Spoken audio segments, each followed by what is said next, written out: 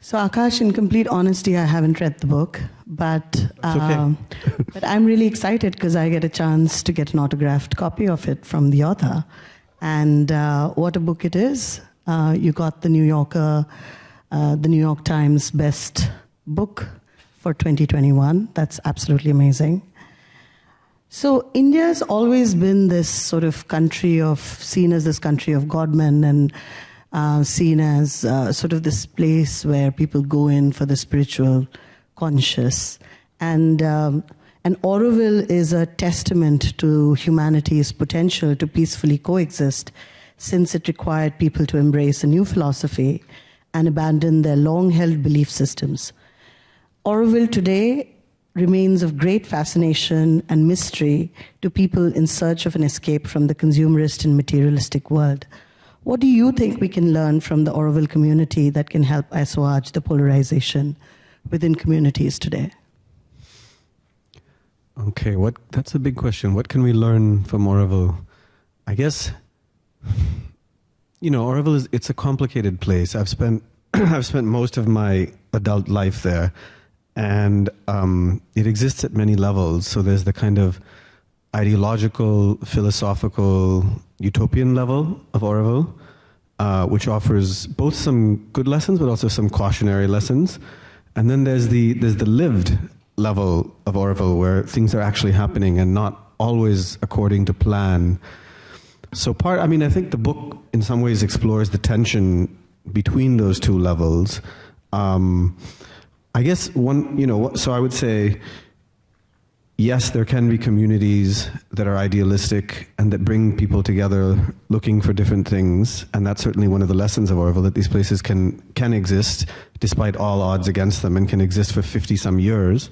A cautionary lesson would be that the original goal or ideals you set out with are not the way it always plays out necessarily. In terms of the lived experience, I think without doubt the biggest success in Auroville has been the ecological work, which was not part of the original plan. In fact, the original plan was to build quite a sort of concrete city, in the style of 60s kind of high modernism. But because these sort of idealistic people ended up on a plateau, a deserted plateau with nothing on it, they improvised and they planted, I think it's something like over 3 million trees, and it's probably the most successful, reforestation project in India at this stage.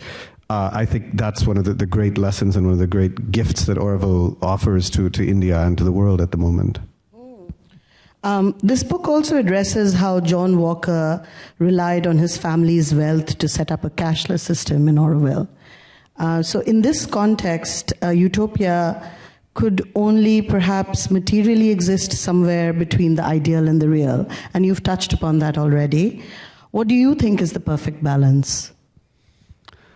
Okay, so maybe, for those who haven't read the book, it's worth saying who John Walker is for a moment, because what the book is, essentially it's a complicated sort of mix of genres, and at some level it's a history of Auroville, and then it's an exploration of the concept of utopia. It's also, at some level, a family memoir. And so, and in particular, it's an exploration of the deaths of my wife's parents. Her adoptive father, John Walker, who was an American man who died at the age of 44, and her mother, Diane Mays, who was Belgian. And so they died when she was 14. She, I, and most of the community never fully understood what had happened. There were sort of murky, strange circumstances. And then my wife, Aurelis, and I return, more than 2 decades later to Auroville, and we start sort of piecing together what happened and how they died. Just to give context on who John Walker is. So that's who John Walker is. It's true that he came from a very wealthy, privileged family. On both sides. His father, they lived in Georgetown. His father was director of the National Art Gallery. He was really one of the founding members. They hobnobbed with, the Kennedys, Isaiah Berlin, all these people were in their social circle. He went to Harvard. He grew up in tremendous privilege and wealth, and he renounced that. He left that and moved to Auroville to create this new kind of anti-materialistic society. The irony there, is that he was being bankrolled by the generosity of his father, and that money was leaking out into the wider community and was instrumental in setting up a lot of the sort of, things like a bakery early on and all of that. So I guess, like, to come back to your question, yes, the challenges of creating a non-material or even anti-material society or anti-materialist society, anti-consumerist, anti-capitalist society in a world that is capitalist and where money is very much king has been one of the central challenges that Auroville has faced, like how to create an alternative economy. I'm not sure it's solved that puzzle. I mean, it's tried, and you can give it points for trying. The effort is certainly very noble, but it's a very complicated endeavor. So I'm going to come back to that a little bit later, but let's go back to to what you touched upon just now about the revelations related to the mysterious death of John and Diane. And how did that change your relationship to your family's history, and what would you want the legacy to be? Yeah, I mean, it was a very complicated book to write emotionally because, as a writer, you sort of get caught up in the quest and you start discovering details, you start tracking down people who feed you little tidbits about how these characters have died. I say characters in quote marks because to you as a writer they're characters, and then you come home and you excitedly share that information with your wife, and then mid-sentence you realize, of course, you're talking about her parents here. So it's a very complicated endeavor, and their deaths were painful and not easy and tragic and unnecessary. So I think there was a lot of kind of at a personal family level, there was a lot that we had to work through. I think we in some ways, I mean, people always ask me this. They say, like, how was it for your wife? How was this experience? And it was very painful, very difficult, but I think overall it was quite a cathartic experience because she was 14 years old when her parents died and she never knew how they died. And through writing this book and through researching this book, she sort of, found out, and knowledge is some form of illumination or power. So I think in that ways it was positive. You asked what would their legacy be. There's a complicated dynamic in the book, and some reviewers, I think, took me to task for this because, without giving away details, like why do John and Diane die? They basically die because they have too much faith and because they believe too strongly. And that plays out very badly in their lives. And so, it's their tragic, unnecessary deaths. Though I make the case in the book that even in these tragic, unnecessary deaths, there was something very noble about the quest and about their sort of the search that they made and the belief that they had. And I feel like it gave them, especially John, who was always a bit of a drifter in life, it gave him a kind of meaning in the last few years of his life, as difficult as they were. So I guess their legacy would be that tension between the nobility of faith and the kind of destructive capacity of too much faith. That's a very relevant sort of tension that I think exists in the modern world today. There was a film by Govind Nihalani called Suraj Ka Satwa Ghora, and it referred to this myth of a seventh horse chariot. And it basically talked about the utopia, not as utopic, but the pursuit of utopia as being utopic and necessary for sort of accomplishing anything in life. Or having a motivation for life. So would you like to talk about that, about utopias and the pursuit of them? Yeah, I mean, I think, as I said, at some level, the book, it's very much a story, but at some level it is an exploration of the utopian impulse, which, I think is universal and has manifested in various ways historically over and over again. They're very difficult things, utopias, and I'm not sure I've quite figured them out myself. They're very noble. In some ways, I agree that without that utopian impulse, without the urge for perfection, we just get mired in what is. And so, any sort of dramatic reinvention comes from a kind of utopian impulse. On the other hand, they often end up in very bad places. I mean, the classic example of this is sort of communism in the Soviet Union, and I mean that was a classic utopian movement on a grand scale. Of course, many of these have existed on a smaller scale, but as we know, it ended up in a very bad place, and this has happened throughout history. So I think utopias are difficult. Somebody compares them to a kind of glass half full, half empty perspective, and it really depends, I guess, on your temperament. If you're somebody that admires the urge and admires the impulse and is not bothered by the gap between what happens and what, what was stated, what the sort of the goals of the endeavor, then you're going to see it as a glass half full. If you're going to focus on the imperfections and all the ways it falls short of its stated intentions and goals, then you're going to see it as half empty. I personally veer between both ways of looking at it. So just continuing with that idea, the world is rapidly globalizing today, and to what extent would you say that utopia is plausible, given that the other side of it is also true, which is the principle of exclusivity, which requires breaking away from society and establishing an alternate world? Well, I think utopias are often very exclusive. That's one of the, less sort of appealing aspects maybe of utopias, is they're often very geographically bounded and closed communities. And Auroville is criticized this way too. People think of it as a gated community. People think of it as exclusive and with some justification. So I think exclusivity is not, mutually exclusive with utopias. The question of how relevant is utopia today is something that does come up, and people ask me, often in the context of that question often starts with a statement like, we're living in really dark dystopian times, apparently, which I feel, especially on like Monday morning, I feel like we're living in pretty bad times. But I think actually historically, utopias often emerge from the darkest moments. If you look at, for example, a lot of the, what a classic utopian moment was the 60s, which actually began in the 50s, all those utopian movements, it actually emerges from the sort of detritus of World War II and the collapse of all sense of morality and all sense of decency, and the sense that all our existing institutions just couldn't protect us from anything. So it's often, and in the US, there was a flowering of utopias right after the Civil War, again, from this feeling of kind of moral, psychological bankruptcy. So I think it's often at these really dark moments that people and societies start casting about for alternatives. And that's where the utopian impulse arises. I would also add like a cautionary note to that, because that's when fanaticism rises, and utopia and fanaticism often go hand in hand.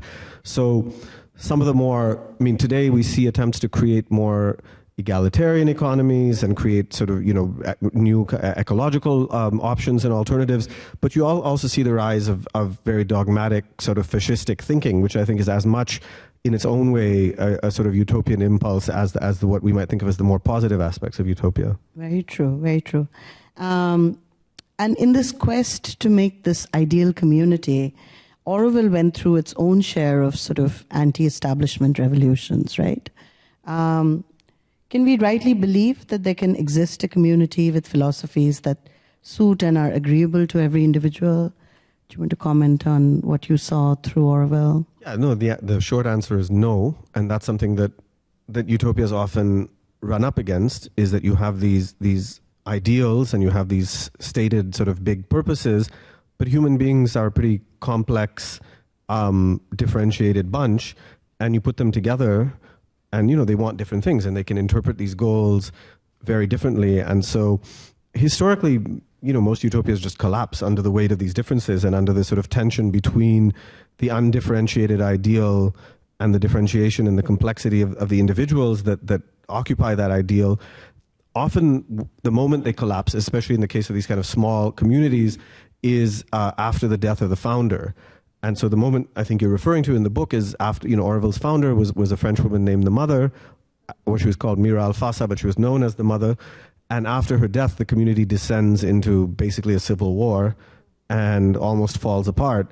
I think it's one of the kind of the miracles of Auroville that it survived that moment and that it still exists today.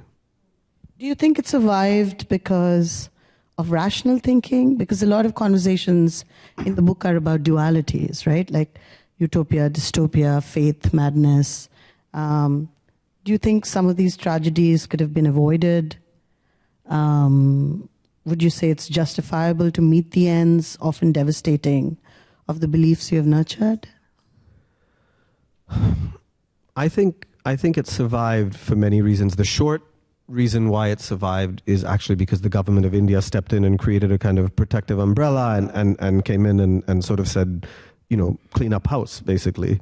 But I think I do think that a more complex and equally valid reason why it survived, it could be called rationality, is that there was always this tension in Auroville between the ideals of the community and the lived reality, which I referred to.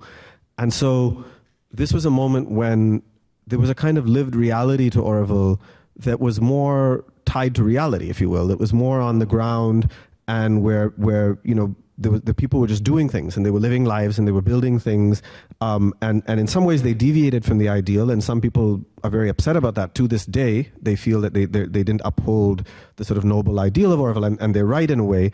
But I also think it's one of the reasons Auroville survived, because there was it allowed a kind of organic quality to the community that allowed it to improvise and adapt and be flexible in a way that often these communities, when there's like a single top-down law or leader, don't have. It gave it a kind of flexibility. I mean, I just want to say this kind of gap between the planned reality of Auroville and Utopia more generally, and the lived everyday reality, the fact that you have to actually build this community, the fact that there's nothing on the ground, that you have a deserted plateau and a desert plateau that has to be constructed is really central to the story of Auroville. And either now or later, I could read a passage which gets into that kind of construction. It gives you a feeling of like the gap between the people who had these ideals and the guys who are actually on the ground building the community. I'd love to hear a little passage. Should we do a reading? What do we think? Yes. Okay. Okay, so this is about the sort of early founding of Auroville. Let me read it. It's the summer of 1968. Auroville is just a few months old, and it's burning under the onslaught of a terrible drought. The earth is parched. Forlorn cows and goats roam the plateau looking for a spot of green. Lines of red ants traverse the sand, dismantling corpses of geckos or insects, occasionally bigger prey. Maybe a rodent or calf succumbed to dehydration. Memories of Auroville's inauguration are still vivid, but the land upon which the mother's city of dawn must emerge remains empty. In Pondicherry, the planners plan. In an office across the street from the ashram, they display a papier-mâché model of the galaxy.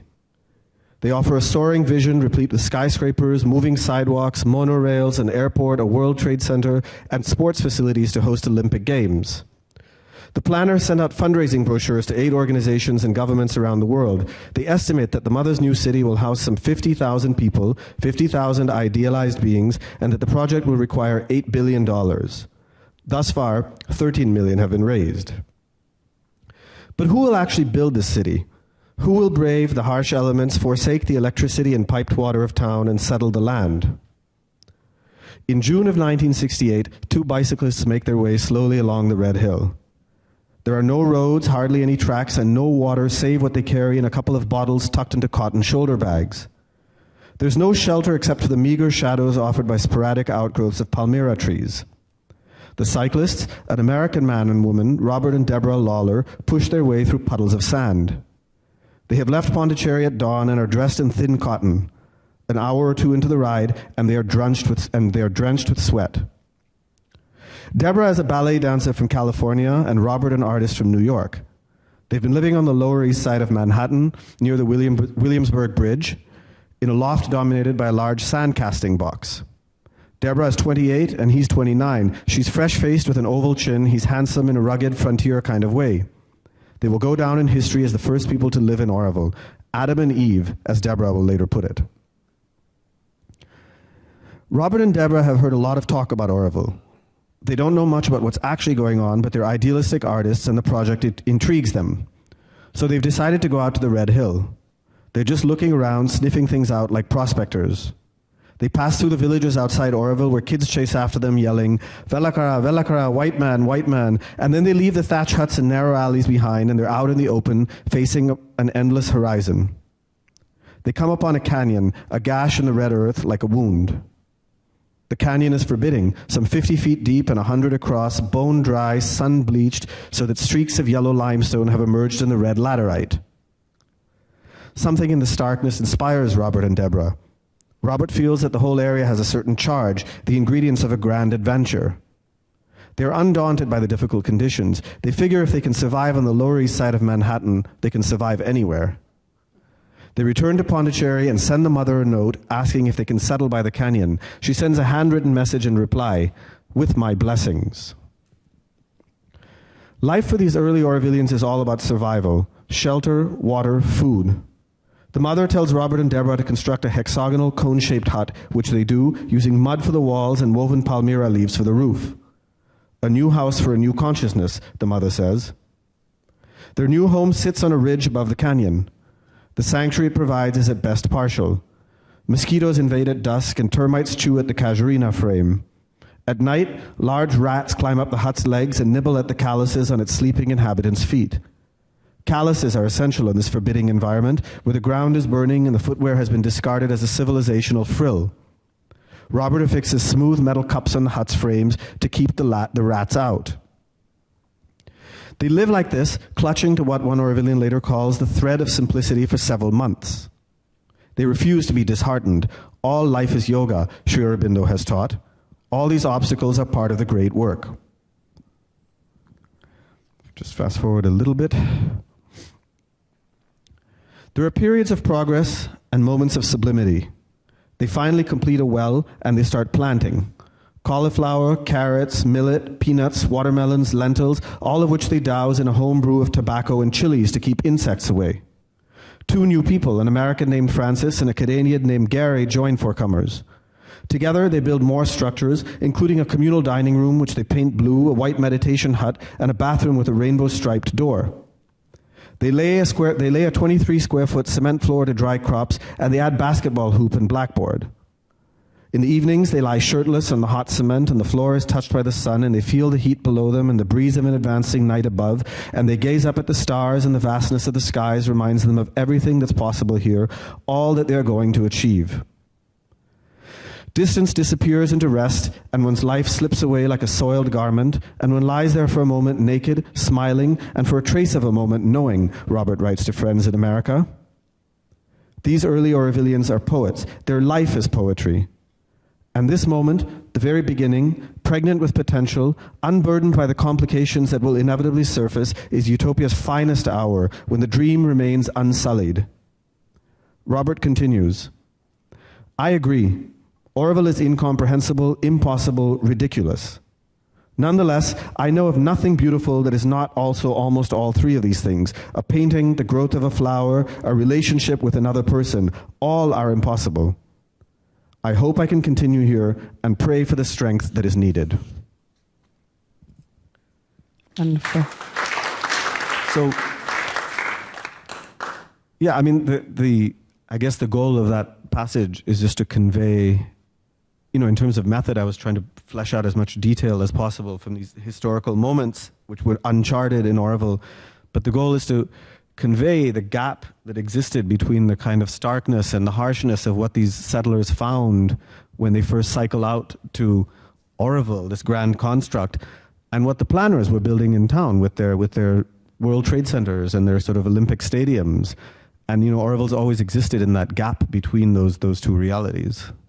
So would you say today's Auroville has any untapped potential? I think it has huge untapped potential. I think, one of the community's shortcomings, probably, as I alluded to earlier, is that it's been a bit closed off and self-contained, as these communities can always be. And so a lot of knowledge it has gained, especially in the sort of ecological sphere, has not filtered out, and we all know sort of the ecological condition in the country at large. So recently, one of the great things that's happened is, for example, the authorities in Chennai worked with one of Auroville's foremost kind of foresters to revitalize their own water bodies and to sort of bring some of that knowledge there. So I think there's been more exchange of the knowledge that Aurovillians have accrued over the years, and again, in a very self-taught way, right? These were not botanists or ecologists or anything. They were just they were improvising on the land, but some of that knowledge is starting to filter out, and I hope will continue to filter out. And at the same time, I think there's definitely been, Auroville has always been this. It's been about, it's perceived as a foreign community, but it's about 50% foreign and 50% Indian, largely local Tamil populations. But I've seen more people come in from other parts of the country in recent years. So yes, I think there is untapped potential. So I have one last question, and then we can open it up to the audience. So you're now raising your children in Auroville. What significance do you want Auroville and its ideologies to have in their life? I think it's Auroville. I mean, I have many hopes for it, but I think it's great for them to know and to live in a place at a young age where they can know that there are alternatives in the world. That, you know, what is, if they want to live in the mainstream world later in life, of course they should do that. But for them to at least know that there are other ways of living and other sort of options in life. I often give the example of if I lived in a big city, or my friends who live in the big city, there's always this dynamic of, you know, when you drop your kids off at school, what car do you have and how fancy is your car? And kids are ashamed if their parents' cars aren't fancy enough. In Auroville, we sort of have the reverse dynamic where we have a kind of a beaten down old Indica car, and the shame is not that it's beaten down, but that we have a car, because it signifies kind of material possessions, and the kids are always ashamed to go to school in the car, so even on a rainy day, you know, that they prefer to put a raincoat and go. You know, it's a little silly, but I think at a young age, it does breed something slightly different in their minds, and whether they go on to be bankers or hedge funders, I hope they at least carry that knowledge with them in life. Amazing. Questions from the audience?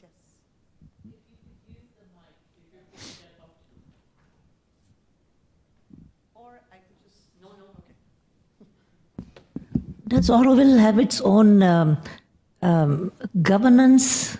I'm actually just coming from Burning Man, and we're so engrossed in that whole idea of building that kind of some utopian way that we can bring back to San Francisco. Yeah. My name is Asha Jadeja, and I'm actually just a shade better than a hedge fund manager. I'm actually a venture capitalist, but I'm deeply enamored by this whole idea of self-governing bodies that care about each other and are non-transactional. Yeah. Tell us a bit more about Auroville. Sure, and I didn't mean my comment about hedge funders to sound denigrating.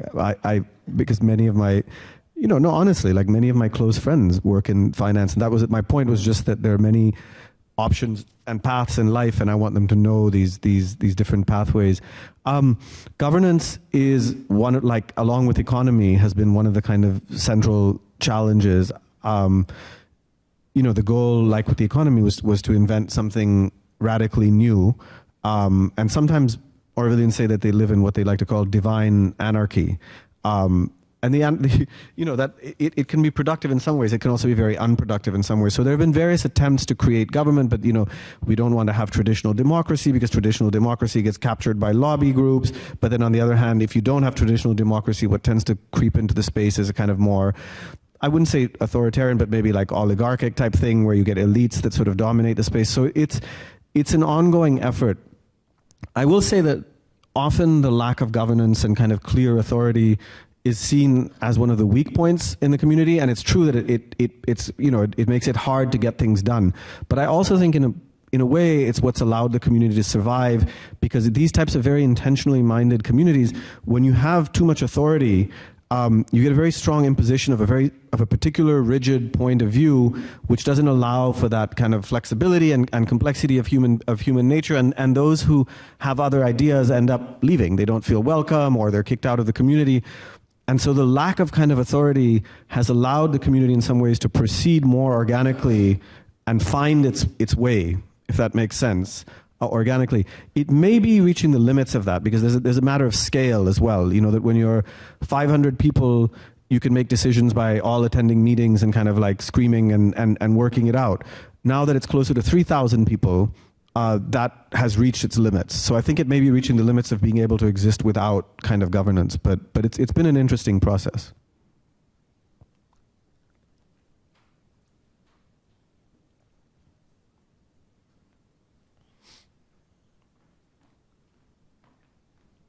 Akash, Ritendra, I do work in finance, but I'm a big fan of your book. So 2 questions. One is, and the reason I'm a big fan is you take us on this journey for 20, 30 years, which is very visual. And it's, as you said, the few different genres that you kind of fit into this, one is being history, one being a family journey. And it's just brilliant. You don't know what to expect as you go through it, and it shifts. So, lovely book. Couple of my 2 questions. The first one is when you start with the history of Auroville, you talk about, you kind of set this context of colonial India. It's set in Black Town.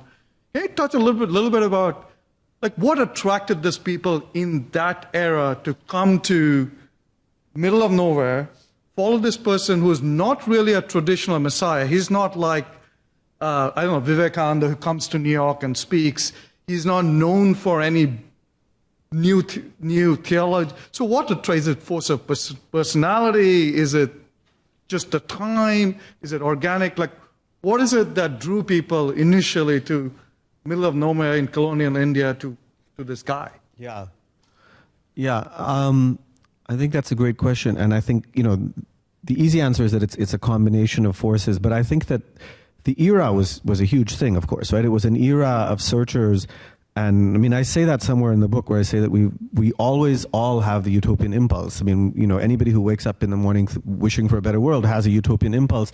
But as I say, some moments in history seem to provide more scaffolding for those impulses, right? Where it seems more almost normal to be abnormal and to sort of quit, drop out of the world the way, I was referring to John Walker does. So that moment in the 60s is, and in some ways Auroville comes at the tail end of it, is just populated. The world is full of these searchers, these questers, these seekers, and these early Aurovillians are all searching for alternatives. And I think, so they go all over the world. Some of them end up with the Maharishi. I mean, we all know that they head towards the east looking for spirituality. Some of them end up with Maharishi. Some of them end up in Osho. But some of them end up in the ashram with Sri Aurobindo and the mother. To what extent they're specifically attracted by that specific version of yoga, I think it's mixed. I think some of them have read the works. I mean, Aurobindo is in my view, a phenomenal philosopher, but very hard to read and difficult and complex. So I don't think everybody who shows up there has really digested everything he said and understood it. Some have, and some have read kind of introductions, if you will, to his work. There's a Frenchman in my book called Bernard who writes a book called The Adventure of Consciousness, which is a sort of, I don't want to say a simplified version, but it's an introduction to Sri Aurobindo's teachings, and a lot of people read that book and come there. So I think the moment plays a huge part. A lot of the early people who end up there are French. Pondicherry was a former French colony. France was going through its whole thing, right? May 1968. Like, a lot of those people are fed up with society. They want something new. They hear about this French woman running an ashram in Pondicherry, and they end up there. It's fascinating, right? I would love if you write another book which kind of, there is no one answer, as you're saying. It's just all these people coming to this place in an era. Yeah. We don't have media. We don't know who he is. He's really hard to understand. So I think that's... Yeah. Well, they're finding his books. They're finding his, it's interesting because I've read sort of like letters from people, even earlier. There was a Margaret Wilson, who was the daughter of President Wilson, who actually ends up in the ashram in, I believe it's the late 30s, and dies there in the 40s. So she was living here in New York. She had basically been the first lady in the White House because her mother was dead. So she discovers Aurobindo in the New York Public Library. And then sort of goes from there and starts writing to him. But she goes there. So this has been going on for a while. They're finding his books, yes, pre-internet. And then there was this, when you say writing more, that there's this, I don't know if you know about the hippie trail that existed at the time. It was this fascinating, you can look it up. There was the route that led through Turkey, through Iran, through Afghanistan, through Pakistan, that they were all following. Many of these people followed that hippie trail. They tell these amazing stories of being in Kandahar or whatever in the 60s and the 70s. And of course, that all fell apart with what first the Iranian Revolution, and then the invasion of Afghanistan. The hippie trail sort of fell apart. And that's actually one of the many reasons why that whole influx of sort of spiritual seekers and hippie people also dies out. One of the many reasons, along with like Reagan and Thatcher and all of that in the 80s. But it sort of dies out in that era.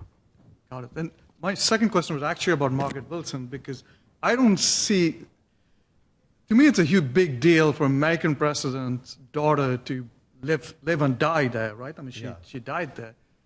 But that wasn't a big part of your book in the early history, so she didn't have much of an impact, or like, is she lost in history? Like, what's... It's interesting because I've been thinking of writing an article about Margaret Wilson, so it's good to know there's at least one person that would be interested in it.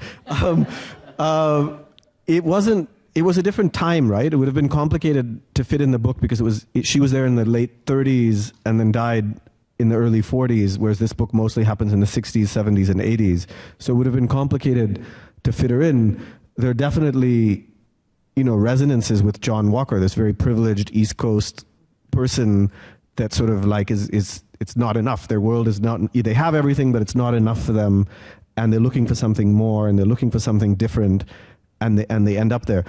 I don't think she had a huge impact in that sense. I think she dropped out. She moved there. Her letters are available. Like I was just reading them in the archives in the ashram. Fascinating letters back to her friends and family here. She was an interesting woman. And she also, like John Walker, I'm giving her a bit of the plot, but she died because she got sick and denied herself medical care. And her family wanted to bring her back to see the best doctors in the US. And she says, well, the doctors in America can cure me, but what can they do for my soul? And she ends up dying. You should definitely write it, because Woodrow Wilson, when you go to Woodrow Wilson's house, they don't know that she went to India. Yeah. They kind of have a picture, and they don't know that she changed her name she took the name Nishtha. She took the name Nishtha. So I think that would be something I would definitely read. And my daughter's name is Nishtha as well. So. Okay, good. Two readers for the article. Good. Thank you. Do we have time for one last question, Debanuj? Hi, I'm Debanuj. I'm a professor of feminist studies at UC Santa Barbara. So I also haven't read your book, but I was really fascinated by how you were reading and the amount of details you have. So do you think it's an oral history genre as well? Secondly, I wanted to just ask you about, if you think it's an utopia, what about gender and sexuality in this utopia? And how is Auroville offering a different utopic gender relation? Yeah. So the first question, thank you for noticing the detail, because it was something I really wanted to do. By the way, I studied anthropology myself, and I'm very into oral narratives. And in fact, my last book was more, I would say, kind of oral narrative, because I would actually do long oral narratives and passages. But here, the method was oral narratives, and it was fascinating and maddening to reconstruct history through oral narratives, because there's not that much documentary evidence. So you would be interviewing people, and sometimes you would literally spend an hour with them to find out the color of the bus, But I was really determined to give it that texture and that sort of flavor. Like, you would want to know what color things were, what did they smell. I also found this wealth of weather data, and so I could use that to triangulate sort of like something happens on a particular day. Well, was it raining that day? Was it raining the night before? And so that was very helpful. And then John's letters were a treasure trove, because he was a beautiful lyrical writer who wrote with tremendous amount of detail. So that was definitely part of the method. In terms of your other question, it's an interesting question. I would say Auroville has not done a very good job in that regard. In some ways, it's getting better now, and that's partly generational, but in some ways, it has had the worst tendencies of a small town, particularly when it comes to like homosexuality. I had a friend when I was young who was gay. It was very hard for him. It was a very kind of macho settler culture, if you will. And yeah, just it wasn't very open and tolerant. It has changed to a degree, and I think that's partly generational. I think the younger generation is just inherently different, but it is not a utopian aspect of the community. I think that's all we have time for today. Thank you, Akash. Thank you all. Thank you all.